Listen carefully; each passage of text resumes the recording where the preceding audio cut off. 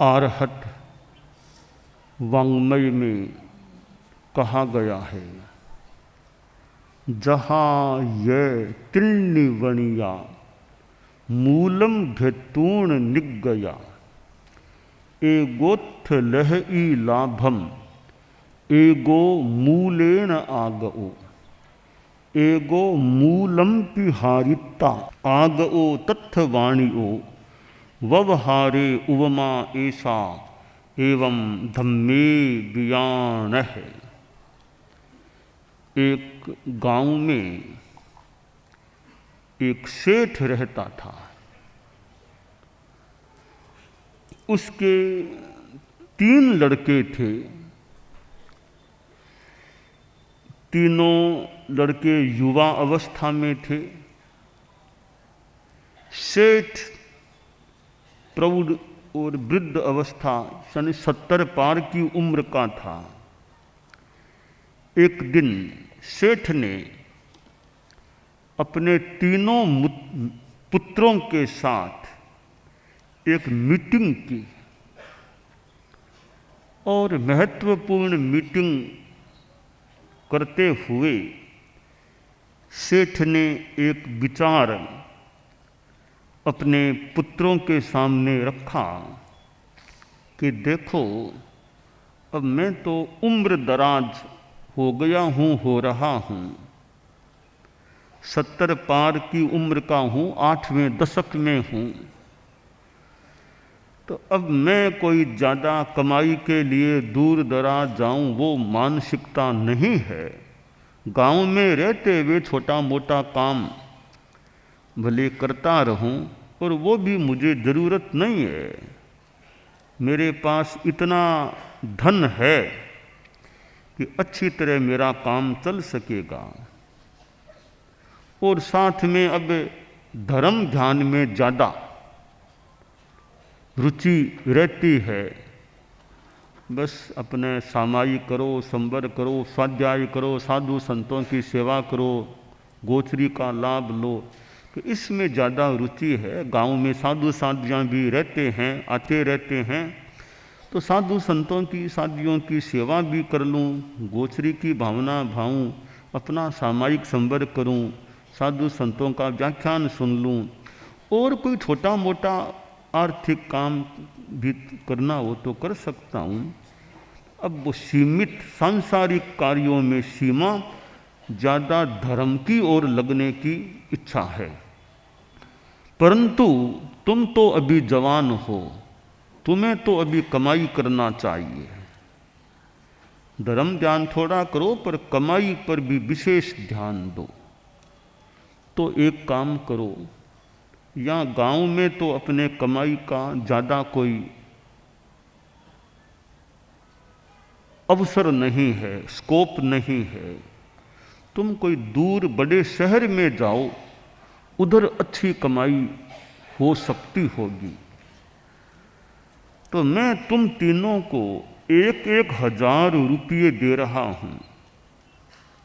तुम तीनों जाओ, धंधा करो, काम करो, 12 वर्षों के बाद वापिस आ जाना। तीनों पुत्रों ने पिता के इंगित व निर्देश को शिरोधार्य किया, क्योंकि पिताजी ने जो कहा है हमारे लिए तो वह बहुत सम्मान्य है। वह पिता भी भाग्यशाली होता है जिसके बेटे आज्ञाकारी, आज्ञा मानने वाले होते हैं, पिता का मान सम्मान रखने वाले होते हैं। तो पिता ने कहा ठीक है, तुम लोग जाओ और मैं और तुम्हारी माँ हम दोनों यहाँ गांव में रहेंगे। थोड़ा बहुत काम नौकर चाकर कोई हमें संभालते रहेंगे, तुम निश्चिंत रहकर अपने कमाई का काम करो, उस पर ध्यान दो। अच्छा मुहूर्त देखकर तीनों पुत्रों ने माता पिता को प्रणाम करके विदाई ले ली और कुछ दूर एक बड़ी सिटी में गए, शहर में, और तीनों ने विचार किया कि तीनों को 1,000 रुपये मिले हैं, तीनों अपना अपना काम धंधा करो, कोई पार्टनरशिप नहीं, अपना अपना काम करो, अपनी अपनी कमाई करेंगे। अमुक दिनांक करीब 11 बरस 11 महीने होंगे तब इस जगह पर मिलें और यहाँ से गांव जाएंगे। गांव तीनों साथ जाएंगे। तीनों ने मीटिंग कर निर्णय कर लिया कि अब अलग अलग अपने अपने, इस बीच में न मिलने की ज़रूरत है, बस अपना अपना काम करें। 11 बरस 11 महीने होने पर इस जगह तीनों को मिलना है। इतने बजे, दोपहर के 1 बजे तीनों को यहाँ मिलना है। सब योजनाएं बना ली। अब तीनों अलग अलग दिशा में चले गए। और बड़ा बेटा था, उसने सोचा कि काम धंधा तो मेरी इतनी रुचि भी नहीं है और पढ़ा लिखा भी नहीं हूँ, पढ़ाई नहीं की है। संस्कृत में कहा गया है, माता शत्रु पिता वैरी येन बालो न पाठितः। माता शत्रु पिता वैरी येन बालो न साधितः। कि वह माता शत्रु है संतान की, पिता दुश्मन है जो बच्चे को पढ़ाते नहीं हैं, और वे माता पिता भी दुश्मन हैं जो बच्चे को अच्छे संस्कार नहीं देते हैं। तो बड़े बेटे ने कि ऐसे भी रुचि कम है व्यापार धंधा की, पढ़ाई लिखाई भी नहीं की हुई है, तो अब जो 1000 रुपये हैं उन्हीं से अपना खाना पीना रहना काम चला लूँगा, और कमाई और तो करने का मन नहीं है। वो जो संपत्ति थी उसमें से अपना काम चलाता कहीं रह गया, न नौकरी की न व्यापार किया। अब दूसरा जो बेटा था उसने व्यापार धंधा तो शुरू किया, आय भी होती, इनकम भी होती, पर खर्चा खूब खर्चा करता। ऐश आराम, कभी वो देखना, कभी वहाँ जाना, कभी वहाँ जाना, यूँ खर्चा करता रहता। खूब ऐश आराम का भी जीवन जीता। इस रूप में वह समय बिताने लगा, कमाई भी करता और खर्चा भी खूब करता। तीसरा बेटा था सबसे छोटा, पढ़ा लिखा भी अच्छा था, अच्छा पुरुषार्थी था, व्यापार शुरू किया तो खूब आमदनी, साथ में संयम से रहता, ज़्यादा खर्चा नहीं करता, बहुत थोड़े खर्चे में अपना काम चलाता। कि भाई शरीर को ढकने के लिए कपड़ा चाहिए, पेट के लिए रोटी फुल्का साग आदि चाहिए, थोड़ा रहने को कोई कमरा चाहिए, और क्या ज़रूरत है, थोड़े संसाधनों से काम हो सकता है, ज़्यादा खर्चा क्यों करूं। खर्चा नहीं करता, आय को एकत्रित करता, इकट्ठा करता जाता। अब यूं करते करते वो 11 बरस 11 महीने का समय निकट आ गया। हालांकि एक बेटा भाई नहीं मिला, उसको खोजबीन करके जैसे तैसे उसको भी प्राप्त किया गया। तीनों मिल गए और गांव की ओर रवाना हुए। चलते चलते अपने गांव पहुँचे, घर आए। पिताजी तो और वृद्ध हो गए थे, माँ भी वृद्ध हो गई थी, 12 वर्ष करीब समय बीत गया था। तीनों पुत्रों ने माता पिता को प्रणाम किया और माँ ने कहा, आओ बेटा पहले नहाना धोना कर लो और खाना खाओ, पहले नाश्ता खाना खाओ। माँ का तो वो खाना खिलाने का, और वो ज़्यादा कि आओ खाना खाओ बैठो। तो माँ ने तो खूब अच्छे ढंग से तीनों को खाना खिलवाया। अब आराम कर लो, दोपहर में 2-3 घंटा सो जाओ, थके हुए होंगे। तो सो गए। शाम के समय पिता ने कहा, भाई अब तो खाना पीना हो गया और विश्राम हो गया, अब तो मेरे पास आओ, बातचीत करें। तीनों बेटे बहुत अच्छे विनय भाव से पिता के सामने बैठे। माँ भी पास बैठ गई। पिता ने पूछा, मैंने हजार हजार रुपये दिए थे काम धंधा करने के लिए, हिसाब बताओ, क्या कमाया, क्या किया, क्या हुआ। तो बड़े बेटे से पूछा, जो सबसे बड़ा था, कि बेटा क्या किया है। बोला, पिताजी काम धंधा तो मैं नहीं कर सका, मेरी रुचि भी नहीं थी, वो पढ़ाई लिखाई भी नहीं की हुई थी बचपन में, और मैं वो स्कूल और जाने में रुचि नहीं ली। आप जानते ही हैं, आपने खूब कहा, खूब कभी मुझे पीटा भी कि स्कूल जाओ, पर मैं रुचि नहीं ली मैंने, तो पढ़ाई लिखाई विशेष हुई नहीं, व्यापार में भी मन नहीं था, तो मैंने तो किया कुछ नहीं। जो 1000 रुपये दिए उसमें से अपनी खाना पीना सारा काम किया, तो सारी जो राशि आपने दी वो मेरी समाप्त हो गई, मेरे पास अब कुछ नहीं बचा है। दूसरा बेटा उससे पूछा तो बोला, पिताजी मैंने कमाई तो की, पर साथ में खर्चा भी खूब करता, इसलिए आखिरकार वो 1000 रुपये तो मेरे सुरक्षित हैं, बाकी कमाया और खूब खाया, खूब उड़ाया, सब चले गए। मूल पूंजी आपको समर्पित है, 1000 रुपये नेट समर्पित है आपको। तीसरे बेटे से पूछा, बेटा बताओ क्या किया।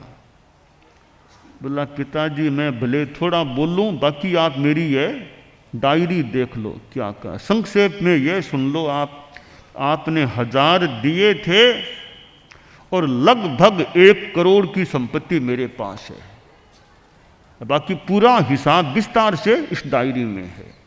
क्या धंधा किया, कैसे, किस साल कितनी आय हुई, सारा विवरण इस डायरी में लिखा हुआ है। जब आपकी इच्छा तब डायरी दे रहा हूं आपको, पढ़ लेना। और जो 1 करोड़ कमाया वो भी पूरा चेक आपको दे रहा हूं, सारी कमाई आपको ही दे रहा हूं। पिता ने तीनों का विवरण पूछताछ करके ले लिया।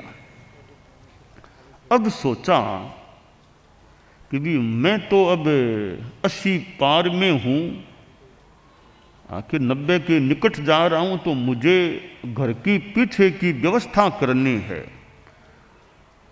तो तुम्हारी माँ बैठी है, तुम तीनों बैठे हो, तो मैं तुम तीनों को अपना भविष्य का, अब वर्तमान में भी जिम्मेवारियां सौंपना चाहता हूं। तीनों वैसे विनीत थे, बोले पिताजी आपका जो आदेश होगा, जो आप जिम्मेवारियां सौंपेंगे, हम तीनों को मंजूर होगी, कोई उसमें नन्नू नैचे कुछ नहीं बोलेंगे। आपका जो निर्देश, जो काम हमें सौंपेंगे, हमें स्वीकार होगा। माता जी बैठी है, माता जी की साक्षी है, आप फरमाओ क्या काम है।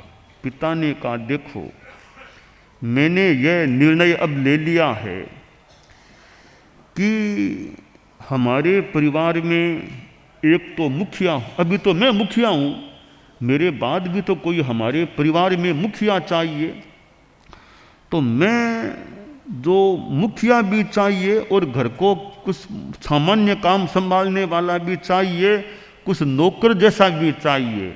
तो देखो जो बड़ा बेटा है उसने तो मूल पूंजी को भी गंवा दिया, इसको तो मैं नौकर की जगह नियुक्त करता हूँ। घर में नौकर की तरह बाजार जाना, सामान लाना, साग लाना, वो सारा काम इसके जिम्मे होगा। बीच वाले बेटे ने कमाई भी नहीं की, मूल पूंजी को गंवाया भी नहीं, मूल पूंजी सुरक्षित रखी है, तो इसको मैं घर की रुखवालियों, घर का सारा सामान और भंडार सारा रखना संभालना, वो जिम्मा इसका रहेगा। और ओवरऑल सारे परिवार की घर की जिम्मेवारी, यानी घर का स्वामी, घर का मालिक, गृहस्थ स्वामी, वह मैं छोटे वाले बेटे को बना रहा हूं। तो घर का स्वामी छोटा बेटा रहेगा, सारा हाल हुक्म इसका चलेगा, क्योंकि इसने करोड़ कमा के लाकर दिए हैं, 1000 मैंने दिए और 1 करोड़ का चेक मुझको सौंपा है। तो गृहस्थ स्वामी यह है, घर की रुखाली करना सामान आदि की वो बीच वाले का जिम्मा है, नौकर की जगह बाजार जाना, सामान लाना, साग लाना आदि वो सारे काम बड़े वाले बेटे के। तीनों को ये काम सौंप दिए। अब देखिए, यह तो संसार की बात हो गई, एक दृष्टांत है। अब आदमी मनुष्य हैं, वे भी तीन प्रकार के होते हैं। कुछ मनुष्य ऐसे होते हैं जो मूल पूंजी को गंवाने वाले, यानी वे पाप करते हैं, अधर्म करते हैं। मूल पूंजी क्या है? मनुष्य जन्म मूल पूंजी है। वे कुछ लोग मनुष्य जन्म को खोकर इस जीवन के बाद नरक गति या तिर्यंच गति में पैदा होते हैं। वे बड़े बेटे की तरह मूल पूंजी मनुष्य जन्म को गंवाने वाले होते हैं। कुछ लोग ऐसे होते हैं जो न तो विशेष धर्म ध्यान करते, न विशेष पाप करते, नॉर्मल सामान्य से रहते हैं। वे मरकर वापिस मनुष्य बन जाते हैं, यानी मूल पूंजी को रख लिया, न और कमाया न गंवाया, वापिस मनुष्य बन गए। वे बीच वाले बेटे के समान है जिसने 1000 रुपये वापिस लाकर दे दिए, न खोया न गंवाया। कुछ लोग खूब धर्म ध्यान करने वाले, साधना करने वाले, आप लोग गृहस्थों में, और वे मर करके देवगति, आयुष्य पूरा कर देवगति में जाते हैं। और सम्यक्त भी हैं, श्रावक हैं, 12 देवलोकों में, कोई चौथे में, एक 5वें में, एक 3रे में और में जाकर पैदा होते हैं। वे सबसे छोटे वाले बेटे के समान हैं जो मनुष्य जीवन में धर्म ध्यान की कमाई करके ऊंची अच्छी यानी देवगति में चले जाते हैं। और कोई साधु और तो मोक्ष में भी जा सकते हैं। तो यह मनुष्य जन्म है, उसका हम लाभ उठाएं।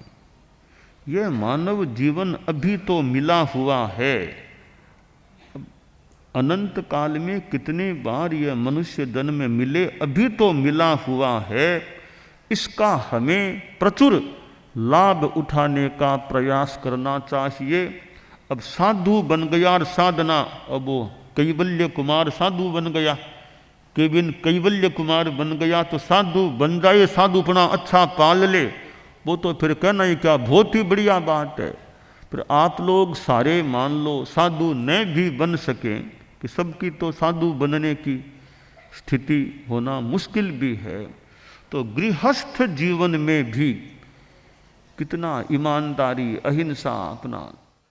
हम सिद्ध योगी आचार्य श्री महाप्रज्ञ से प्रेक्षा ध्यान का एक प्रयोग करें।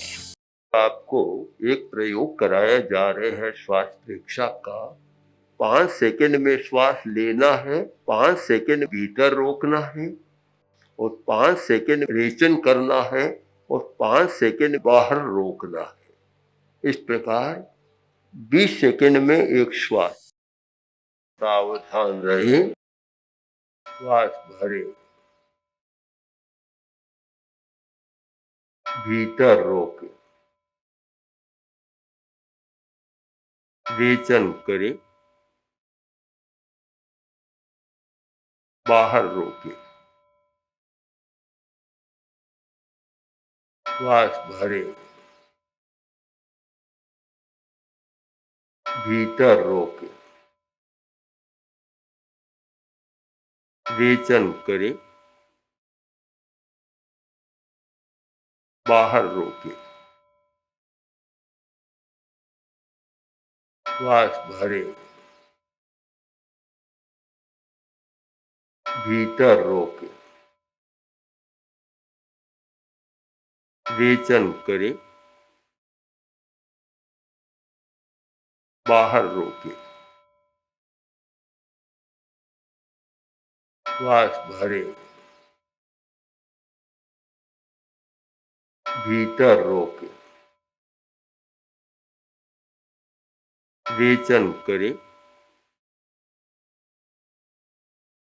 बाहर रोके, श्वास भरे, भीतर रोके, रेचन करे, बाहर रोके, श्वास भरे, भीतर रोके, रेचन करे, बाहर रोके,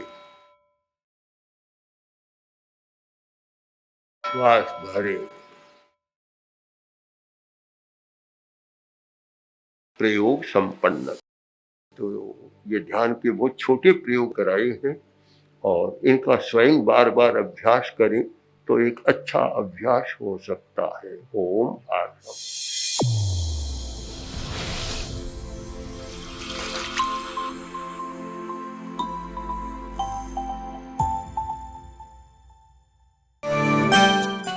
एकाग्रता, तन्मयता, अपने आप को मंगलमय अनुभव करते हुए नमो अरहंताणम, नमो सिद्धाणम, नमो आयरियाणम, नमो उवज्झायाणम, नमो लोए सब्बसाहूणम, एसो पंचणमुक्कारो सब्ब पावपणासनो, मंगलाणं च सब्बेसिं पढ़मं हवइ मंगलम। चत्तारि मंगलम, अरहंता मंगलम, सिद्धा मंगलम, साहू मंगलम, केवलिपन्नत्तो धम्मो मंगलम।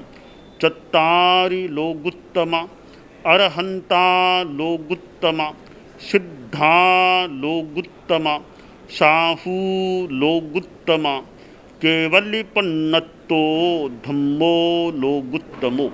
चत्तारि शरणं पवज्जामि, अरहन्ते शरणं पवज्जामि, सिद्धे शरणं पवज्जामि, साहू शरणं पवज्जामि, केवलिपन्नत्तं धम्मं शरणं पवज्जामि।